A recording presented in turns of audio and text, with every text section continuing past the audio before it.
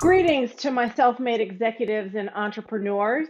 Welcome to the Curious Conversation, a live talk show where we bring entrepreneurs together to learn from each other's experience and ideas to grow and thrive.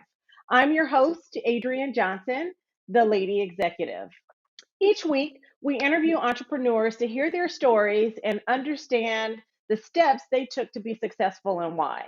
We also invite a live audience to join and ask questions as well. So be sure to add your questions to the chat.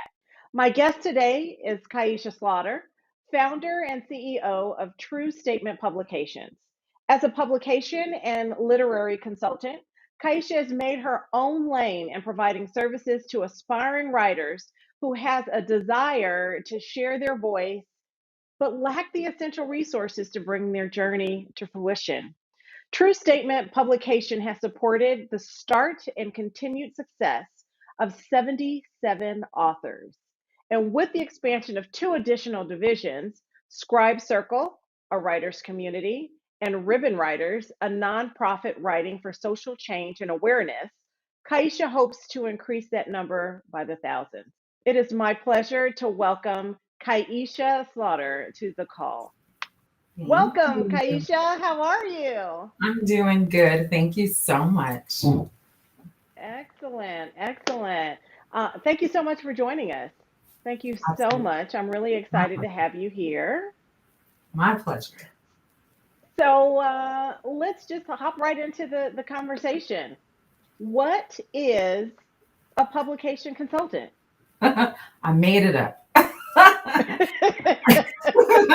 You got to call yourself something. It is something that I made up. I'm not, I didn't have an idea of being a publishing company. I didn't have an idea of just being an editor or anything to do with that. I was inspired just by the thought that everyone has something they have to say. They just don't necessarily know what and how, what they want to say and how they want to get it out. So it just came to me, publication consultant. And so what that is understanding publication is just a form or an art of getting what you have to say or what that thing is out there. And then consulting is just someone who perhaps may consider themselves an expert or just, confident in that lane. And they are able to give you ideas and strategies on how to do that thing. And for me, it's how to get what you have to say and what you say out so others can receive it. Okay, all right. So are there certain individuals that you focus on more than others? Like, who is your audience? So initially, it started, I wanted to be a company for those who had something they wanted to say. And in the normal, I guess, means of this particular industry, they didn't have access. There's something they wanted to say. They may not have they don't feel they have a powerful draw, but they just have a burden to say what they want to say. Okay. That's who I thought my audience would be. But over time, I realized the process, the strategy, the encouragement, the relationships that I built with each individual, it ended up being more than that.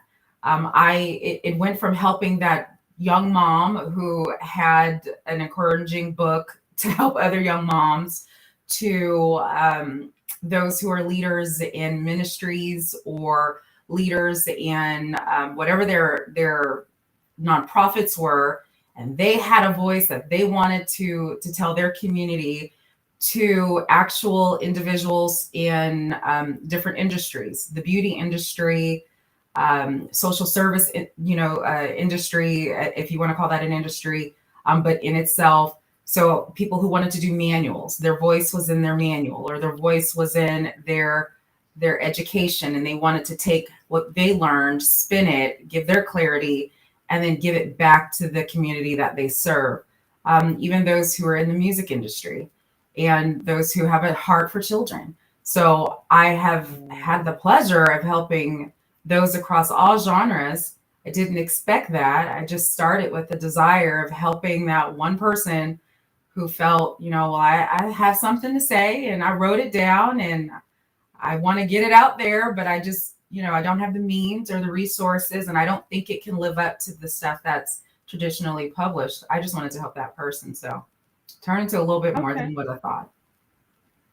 Wow, that's amazing, right? One of the you kept saying that they had a voice and they just wanted to get it out there. There's a lot Mhm. of people out there um, who have a voice and haven't even really started getting the information down on paper. Do you help them as well, or are you only helping the individuals who like started getting things on paper and they just don't know what to do? I help everyone in some form or fashion. So my clients are those who they're done. They're like, I've had my hands on this thing. I've written something, or I'm just about done. And somehow they find me. I don't advertise much, but by way of conversation or referral, we connect. There are those who, through conversation or meeting me, there are those who have actually said, I've always wanted to do this. And I have the pleasure of just being that encouraging voice, telling them they can do it. And more than Sure. anything, I believe that's truly my job. That's how I help those who haven't started or those who have.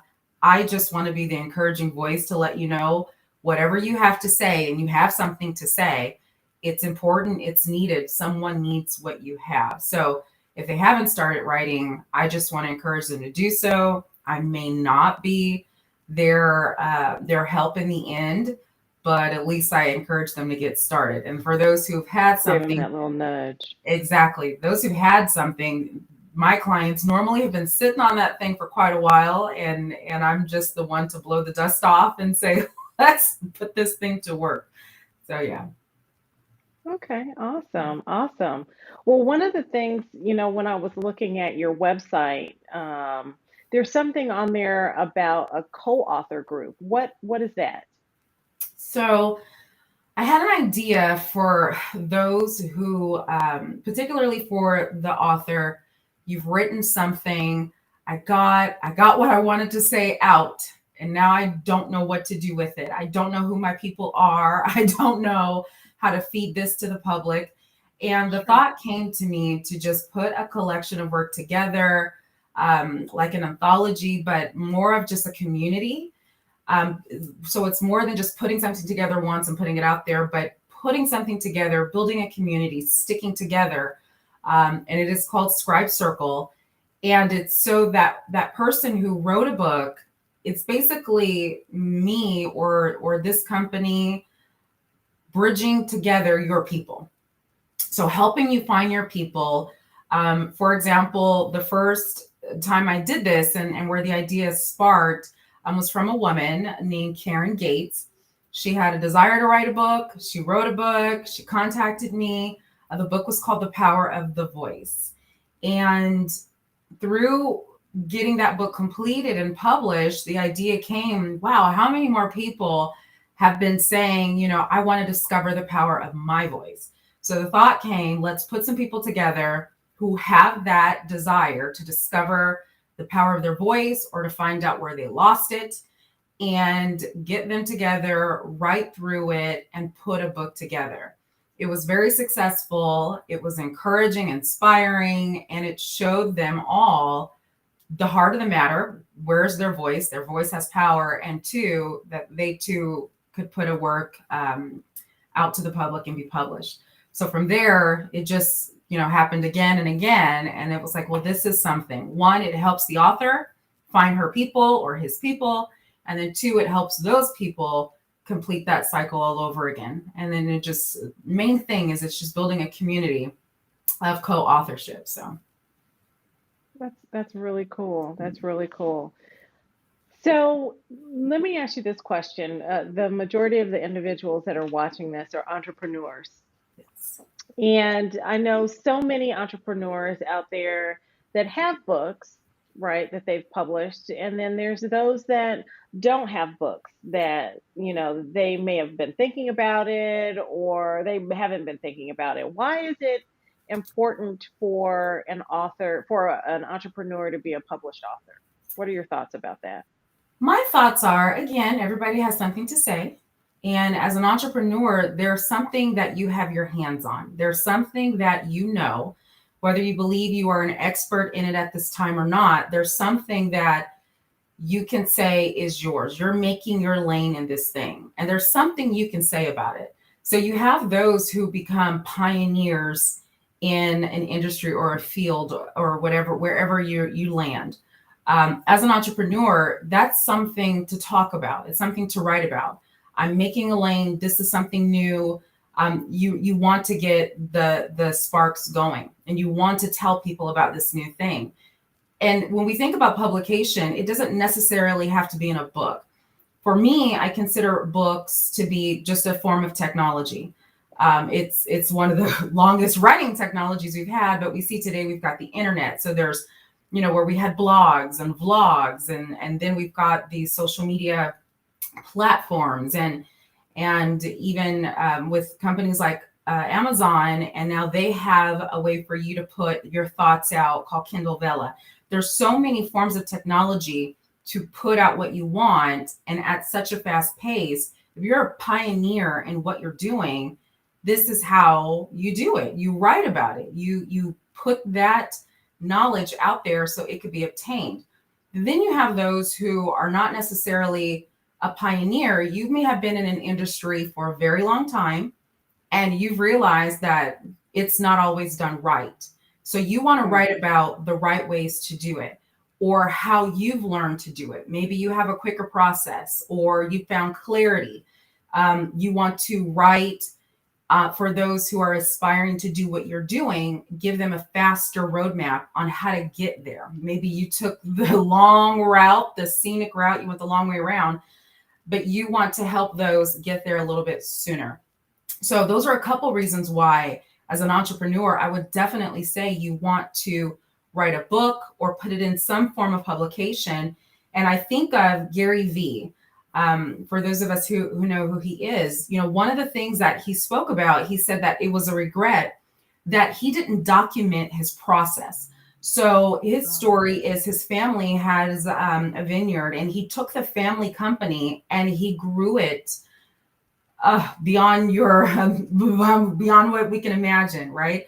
So with that, he said, the only thing I did wrong is I just didn't document my process. So if we think about that as an entrepreneur, if it's even just for you, it's not really something that you're going to go promote and go on a circuit and market this.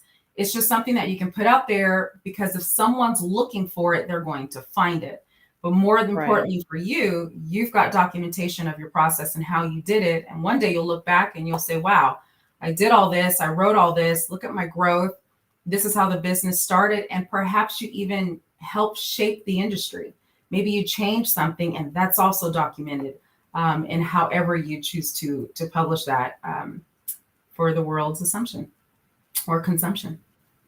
Right. So, also just from what you were saying, thinking back, looking at that information, like a little later on down their path, right, their career path, their entrepreneurship, they could look back and say, wow, they were a thought leader, right, based off of the information that they were writing. Okay, okay. So I'm going to be honest. I have so many ideas about a book, right? And I've begun writing here and there, right, different things, but I just kind of didn't know where to get started. I probably have like 5 pages of 3 or 4 different books, right? So for people that are out there that are kind of like me, they want to write a book, but they just don't know how to get started. What advice do you have for them? Right. Right. Just right. Right. That's it. I want to be a writer and I don't know what to do. Right. I have something I want to say and I don't know how to say it. Start talking. It's so much simpler than what we think. The error that we do, and this is the thing that delays our progress and your process, is we go out and we ask people's opinions. And I can speak to that 40 years old, and I keep asking people's opinions of what I know I should be doing. And that's all of us. So you have something to write, and or many things to write, because I don't believe it's just one thing. We don't live a one focused life. You know, there's so many things that we see, and how we perceive things. I don't believe we just have one thing to say, but in that, you just start writing, and you can just dump everything you think you want to write. When you look at it, once you're done, you dump all those thoughts, you'll get clarity. We have understanding of what matches just by doing a puzzle. Okay, these two pieces don't fit together. Once you dump all the pieces out of your mind and you look at them, you will have clarity of what goes together and what doesn't go together. But the biggest thing, again, is asking other people's opinion. We naturally have this thing about us that we need validation. We need someone to validate what it is that we feel we need to say. And it's okay to want the encouragement and the validation, but get that after. You need to write what you need to write, say what you need to say, and trust yourself first, because really you're asking for people to validate a thought. And there are thousands of thoughts that you can have in a second, and it doesn't mean that they're all right. That's for your judgment. And especially when we think about when we say something, thinking before we speak, all of the thoughts that we could say, yeah, you could say anything, but a mature person's going to think about what they say before they say it, and then they're going to match what they're saying to their audience. So you're asking people to validate a thought, and that's just the wrong way to go about it. Trust your thoughts, get all your thoughts out, lay them out on paper, and trust that you're going to see it and you're going to know what's valid, what goes together, what needs to be said right now. And then when it's done, then you tell the people that you trust and you know and you love to give their input on what you've produced. And they're going to be very proud of you. Nice. Yeah, I think I've been overthinking it, definitely. I love the analogy of a puzzle though. Like that really brought clarity for me, right? You're absolutely right. That's what we do with a puzzle. We dump it out, we flip over all of the pieces and make sure that the color side is up, right? Right. And we get all the edges together first, and then we just start matching. So that was great. That brought clarity to me. Thank you so Good. much for that. So, is there a particular stage that an entrepreneur is in within the life cycle of their entrepreneurship? Like, should they start focusing on this at the beginning of, starting their business, or should they have a base already built? Or what's your suggestion for the best traction of their publication? Yeah, I think it's, again, it goes back to where you are and what you have to say. Again, if you're a pioneer or you are a vet in what you're doing, will determine, when's the right time. There are those who you are an expert in your field, in your craft, and you just don't have anything to say. You just you don't know what it is. But I do want to give the assurance that so long as you know a little bit about something, you can put it out there, and it can just be a tool for your business. It could be a key that gets you into some doors, or solidifies what you know and who you may have known through your journey. There's purpose for it, but it doesn't necessarily mean you have to do it. So to put the well, you're an entrepreneur and you know something, put something out there so people know what you know. You don't have to do that, but it's a tool, it's a key, it can help during your life cycle. There's an artist, and this person has been an artist for quite a long time, about 20 years. And the question is, I want to put something out there, but I feel like before my career is over, no one's going to really know like my thoughts, how I felt, how I did what I did, my passion behind it. But they just had no words to put in a book to say their what they've done. And so, the conversation was, well, really, let's look at your work as a whole. This particular individual photographed, the homeless. And so in the photographs, they would take pictures of like the hands of the homeless person with the gloves on. It would be a close-up shot, and you would see like the grit, on the hands, or a close-up shot of the sun rays coming down on a wrinkled face that hadn't been perhaps cleaned in some time or not rested. And so all of these images had such a focus that told a story. And, we have to think sometimes whatever you want to tell, whatever story it is, it doesn't necessarily have to be in words, because it's all an art anyway. Writing is an art. And this individual, letting him know that you can write your story or tell your story with the pictures you've taken and show this journey, people will make up their own understanding. But it was more about the focus of every picture that he took and the story that he was telling. It was right there. So it depends. There's no right or wrong for at what stage do I write something for my business. The better question would be, what do you have to say? Because you may have nothing right now, and you are building your experience, and then you may need to know, okay, I have this. How do I say what I want to say? That's always really the greater question, is how do I say what I want to say? But as far as life cycle, if you know 10% more than the next person, you have something to share. It's just, do you see value in it? And for this photographer, he didn't see value in sharing anything by words. He had to figure it out. One other quick story that I'll tell is a gentleman that I had the opportunity of helping, Tyrone Dubois. And he put together a book of the top R&B songs for 4 decades. And this is his life's work. He could have written years ago, but he finally felt, before it's all over, my next leg of my career. So ending his current cycle and going to now this new birth of his career, he wanted to put out something that established who he was in his industry. And he felt the time was now.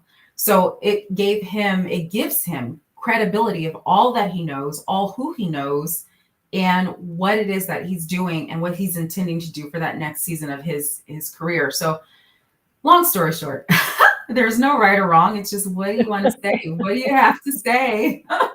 If you got nothing to say, don't force it. Let me say that. I do believe you will. But if you just don't have anything to say, just don't force it, because you don't want to discredit yourself while you're in your process. I'll say that amongst everything else I just said. Well, I got 2 things from that, right?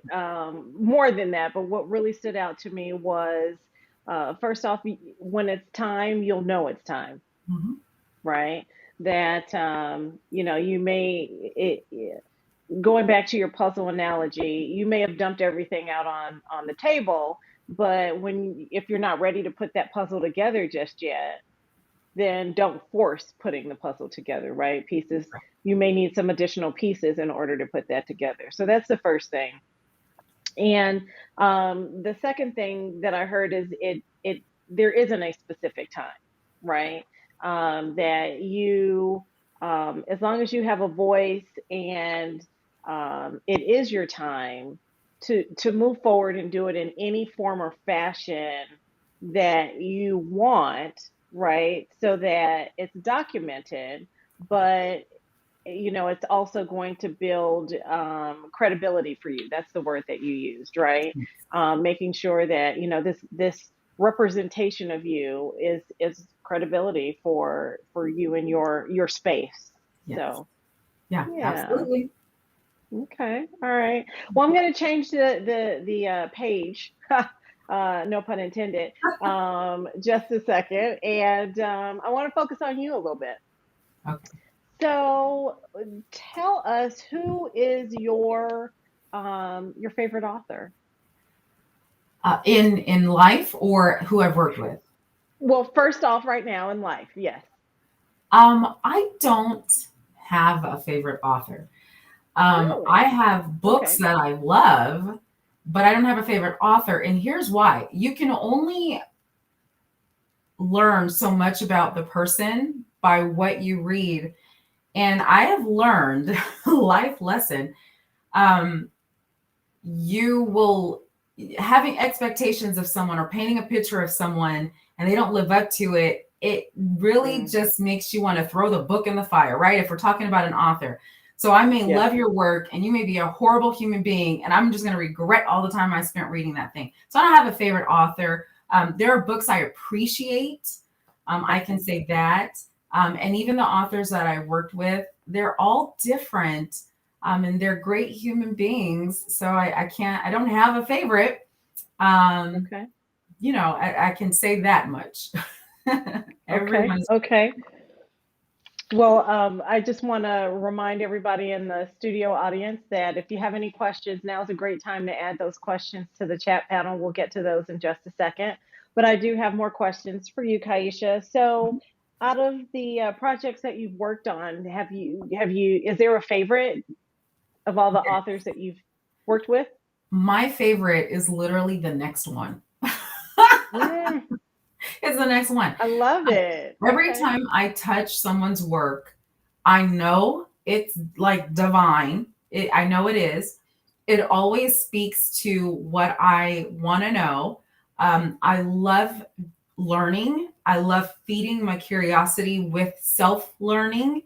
It's who I am, and I have the greatest privilege to read a vast variety of content or thoughts or life or work.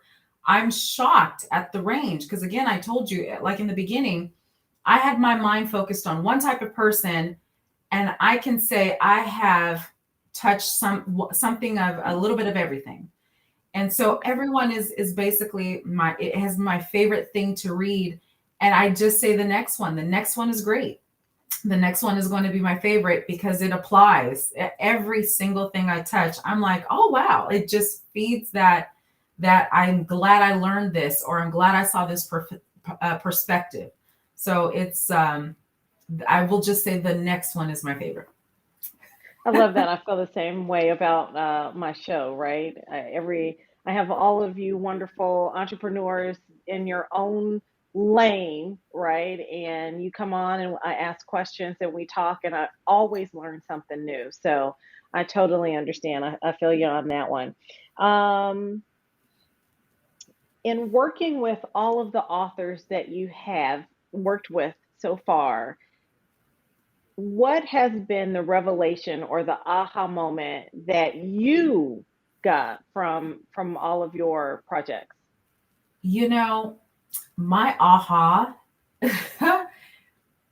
has really been everyone has the same fear, everyone has the same desire, everyone has the same hope, everyone has the same feeling to their work. And even though they all have something different that they're saying and they all have a different reason why they're saying it, um, they all have impressed me with their just belief in what it is that they have done. And that is aha to me. That has been my wow. From those who are, like, again, they're in their profession, or those who are writing for the first time, or those who are taking a collection of poetry. Hmm. I have a young gentleman named Christopher Robinson who is in prison, and he put a collection of poetry together.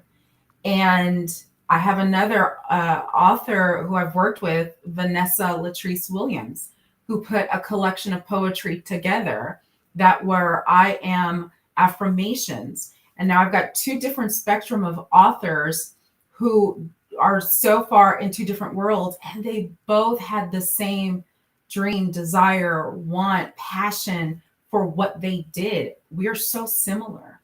And we just have different things to say or different ways of saying it. We have a different voice telling the same story. So that's my aha. It really makes me, the passion of why I do what I do, it keeps fueling it, because it's like, it's, I like to say this: motive. The motive behind it is everything. And my analogy, or my acronym for motive, is making others think internally versus externally. Everyone is writing for a reason. And if your heart wants other people to think internally about whatever it is you have to say versus externally, they're not thinking about these other things. You're giving them a heart, a check or something that inspires them.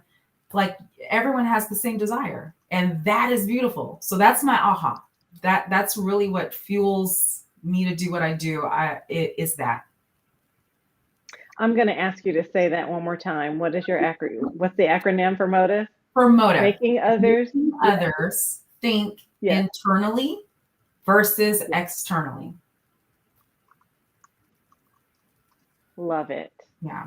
Love it.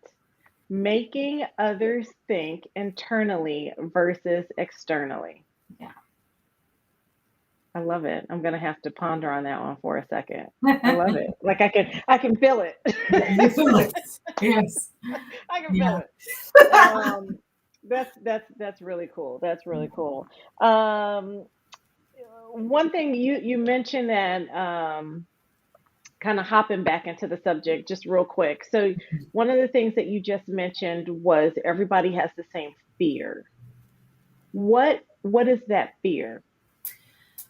So I'm going to say there is a range of fear, and we connect at some point on that scale. The fear of, I don't think anyone is listening to me or will listen to me.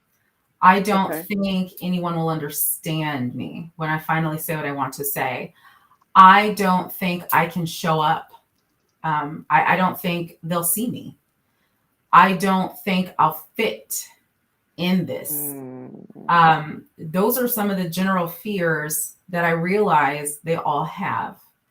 And it's been the greatest pleasure to just encourage people in a couple different ways of, it doesn't matter. Don't care. Yes, you will. They're waiting for you, because these are all truths. You just don't know your truth until you do it. And so to push them into just get it done and let's see what happens, one step at a time, it'll be fine. Everyone has that same fear. And especially, it goes back to being validated. I want to say what I know I need to say, but I've never had anyone to really hear me. And that's a fear. Why put in all this work when no one is going to hear me or get it? So we all have kind of the same fears in one way or another. Yeah. Yeah. That made me just kind of reflect back on myself, right? And I think my biggest fear in it all is the fact that I feel like everybody has said what I want to say.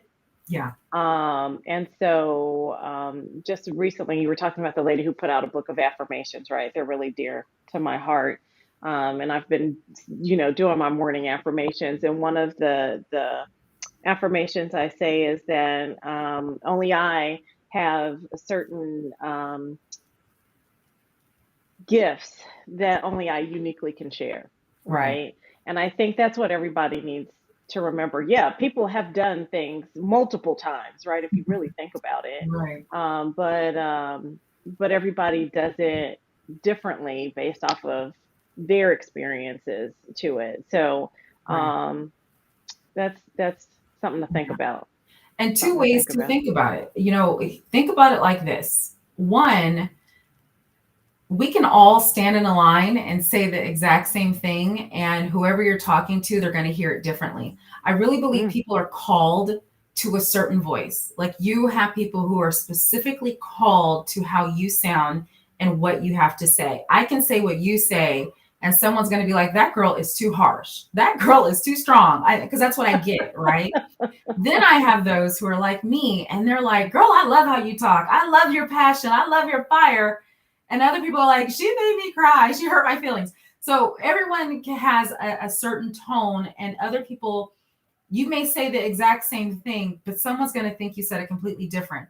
And so long as you literally, at least 10% more than the last person, stay learning. Learn the next thing. Give clarity to that thing. The second point I want to make is see it like this. And this is something I had to tell myself in an industry that I didn't start in.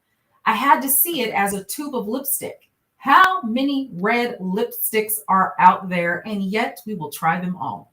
Right? So, Girl, yes. so that is what I had to say. Too blue. And then you don't even wear red. And I just, that's the problem. So no matter what, there's room for you. And I have to keep that vision, because I don't wear red lipstick, but that's what came to me is how many are there out there? And have you tried them? Yes. And I have some in the drawer. I can go pull them out. I don't even wear them, but yet I felt a need to try them all. People are willing to try it. If you say it, you give them a new perspective. They're going to try what it is that you are putting out. Okay. Girl, let me tell you, that just brought back. I travel so much, right? And I'm on the planes all the time, and I see these beautiful complected stewardess, flight attendants, excuse Right. me, and they have this beautiful, beautiful lipstick on their lips. And I'm like, where did you get that from? And they're like, oh, it's this. I got it from there, and I'll go and get it, and I'll buy it, right? I'm putting it on. The lights have to do something for you when you're in there, too. And I put them on, and I'm like, oh, this looks good. I take it home and put it on again, and I'm like, I don't know. This isn't it. In the drawer. In the drawer. In the drawer. But you tried it. In the drawer. But you tried But I it. tried it. That's right. That's right. But back to the subject at hand. I totally understand, right? It's for both of your points. Totally agree. I can say good morning to somebody and they're like, oh, you're so sweet. Good morning. And I'll say good morning to somebody else and they're like, what's wrong with her? Exactly. So I Exactly. understand being drawn to certain voices. Yeah.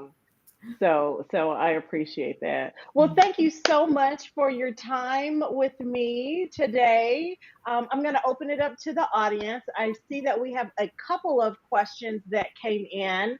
The first question that came in was, did you have an inspiration for starting this, being a publication consultant? Two inspirations. So one, the initial thought was I realized as I was growing and maturing as an adult, and because I'm a very strong person, I had a lot of feelings, but I don't express them. So I just started writing. As I moved from one house to another. I found all my writings, and I was like, "Who wrote this? What was she going through?" And then I said, Oh, "Oh my, wow. that was healing." And so the inspiration was, "Oh, I want to help people heal through writing." But it was just a thought. The actual inspiration that was like, "Oh no, you better figure it out," was my mother. My mother wanted to write a book. She wants to do something, she does it, and she did it. And her process of getting published was about $3,000 to $4,000. And it was fine because it's worth what they're going to do. But then when they didn't do Okay. what you think they're going to do, you're like, wait a minute, what was I paying you for? I said, wait a minute, there's got to be a better way. I started this not needing the income. And luckily and thankful to God, I don't need the income. So I don't have to charge what everyone else is charging. This doesn't Mm, feed me. So I can keep it, in that place of being inspired and passion and helping people, do what they want to do, because I can't stand to see someone break the bank for their dream at this level. There's so much more you're going to need money for. But my mom was the inspiration. She wrote a book, My Baby, My Boy, My Curse. And she put her whole heart into it. And she learned what she needed to learn. She did what she needed to do. but yet she paid those people that money and they didn't do what they were supposed to do. And that just, it broke my heart. I understand. I Yeah. understand. That it burns. Yeah. That burns. Um, okay. The next question is there a particular direction or thing that a person should do to work with a publisher? So a traditional publisher or working with someone to self-publish. So I think that's the question that if I could add to that for some clarity, because this is a question I get all of the time. The difference between I'm going to self-publish and I need help, and I want to traditionally publish and I need help. To self-publish in this industry, the man in the middle, because you wrote it, you need someone to do the work that a publisher would do, and then you want to self-publish it and be more in control. This industry, or what I would do, is called it is called a hybrid publisher.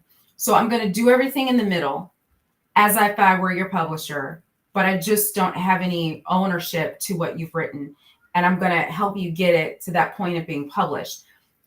Or, you've got your traditional publishing, and that I would definitely say that's where the right comes from. You've got to keep writing because you have to have work that you're showing. And the more work that you have to show, you're more likely to be taken seriously. You would definitely, with having writing, get a literary agent. And so with a literary agent, I'm sure there's a pool of them out there somewhere that you can Google and find some agencies. But with a literary agent, if they want to represent you and they like your style of work, they're going to take one story at a time. It doesn't have to be a novel. It doesn't have to be a whole lot of something. They can take your story. They can take, even if it's industry based, and get it in the magazines. This is something you can do yourself, but if you're wanting someone to partner with you, this is what they do. And so they'll get you in the magazines that fit what you have to say. And then the goal of that literary agent is to get you published professionally by a reputable company. But otherwise, you can do it yourself. It just takes a decision, making a decision to write and finish what you've written, and then putting it together yourself, or finding someone who will help you in the middle, that hybrid publisher, and then help you get it self-published. So I hope that answers the question. Nice. I think so. I think so. And then we just have someone in the audience that just wanted to say hello. It's a Hello. Facebook user. So hello to you. All right. Well, you know what, Kaisha, thank you so much for opening our eyes to this world of publishing and understanding more about what it is that you do. It's evident that it's very important, right, for someone that is an entrepreneur and has a voice to get published in their own time Yeah. around their subject matter of expertise. That gives me a lot to think about, and I hope it's done the same for all of you out there in the studio audience. Please check out truestatementpublishing.com and visit them on social media. I think I have your social media correct. It is at True Statement Publications on both Facebook and Instagram, correct? Yes. Excellent, excellent. And please hop into that website and surf around. And if there's anything that Kaisha can do to you to help your voice be heard, please reach out to her. Kaisha, thank you so much. Have a great afternoon. Thank you. You too. Take care. Bye bye. Bye. Be sure, everyone, to tune in for our next episode where we have the opportunity to chat with a former beauty editor and advertising executive turned restaurateur and the path that she took to get there. A recording of this video will be on YouTube at The Lady Executive. Be sure to head on over, like, and subscribe there. And while you're there, don't forget to also make sure that you join the Facebook group, the Executive Lounge, where you get early access to these live tapings of the show and you're able to participate in the live studio audience. I want to leave you with some parting words. Experience is the master of all teachers, even if the experience is not your own. I look forward to seeing you all next time here at Curious Conversations. Have a great one. Bye bye now.